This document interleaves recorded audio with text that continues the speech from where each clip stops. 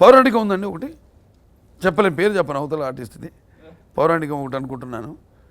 అలాగే అంతేనండి, సోషల్ ఏం లేదు. పౌరాణికం మీదే ఆలోచిస్తున్నాను, మల్టీ స్టార్ ఏదైనా. సో నాకు ఎక్కువ టైం దొరకదండి, ఆయన ఎక్కువ సోషలైజ్ అవ్వండి. లేకపోతే సినిమాలు ఏదైనా నెక్స్ట్ పిక్చర్ ఏంటి, దానికోసం హోంవర్క్ చేస్తాను. ఎవరు ఒక సబ్జెక్ట్ చెప్పినా సరే, ఇప్పుడు రైతు సినిమానే ఉంది, కమర్షియలైజ్ ఎలా చేయాలి ఇప్పుడు దాన్ని. ఉంటాయి అబ్బాయిలు అందరూ ఎదురు చూస్తుంటారు కదా ఊరికే, అంటే దాన్ని ఎట్లా ఓకే తెలంగాణ స్లాంగ్ వెళ్తాం, ఎందుకంటే స్లాంగ్ అని కాదు, స్లాంగ్ కోసం అట్లా అక్కడ అది క్లారిఫై చేయాలి. అది నేపథ్యం, అక్కడ ఉంటేనే దానికి సింపతి వస్తుంది క్యారెక్టర్కి, ఆ నేపథ్యంలో ఉంటేనే అని ఆ నేపథ్యం సెలెక్ట్ చేయడం జరిగింది. అలాగే చేజులు ఇవన్నీ కూడా నేనే హోంవర్క్ చేసుకున్నాను మొత్తం.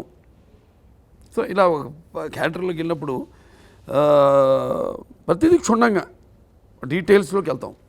ఈ సినిమా కూడా కానీ చూడలేదు, ఒకసారి చూపించి కలిసామండి. ఆయన ఇప్పుడు అదే సర్కార్ అయ్యాక ఆలోచిద్దాం ఉన్నారు. సో సర్కారు మన ఎప్పటికి అవుతుందో ఐడియా లేదు. సో చూద్దాం, వేచి చూద్దాం.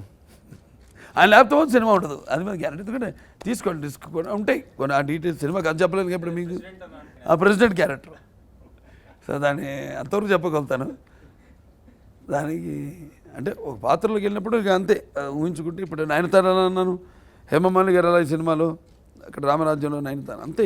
అమితాబ్ బచ్చన్ గారు కూడా డెఫినెట్గా ఆయనే అన్నారు అప్పుడు, అది ఏదో సినిమా ప్రమోషన్కి వచ్చినప్పుడు అన్నారు ఆయన, ఒక 1000 మందిలో నిలబడి ఉన్న పాత్ర అయినా సరే నేను చేయడానికి రెడీగా ఉన్నాను తెలుగులో అని. ఇది 1000 మందిలో కాదు, అందరినీ శాసించే ఉన్నతమైన క్యారెక్టర్ అది. 5-6 రోజుల క్యారెక్టర్ అది, ఎక్కువ రోజులు కూడా ఉండదు, కానీ అంత ఇంపార్టెన్స్ ఉంది క్యారెక్టర్కి. సో ఆ క్యారెక్టర్ ఆయన చేస్తేనే ఉంటుంది సినిమా, లేకపోతే ఉండదు. ఆ సినిమా ఉందండి, ఐడియా ఉంది, చేస్తాను తప్పకుండా.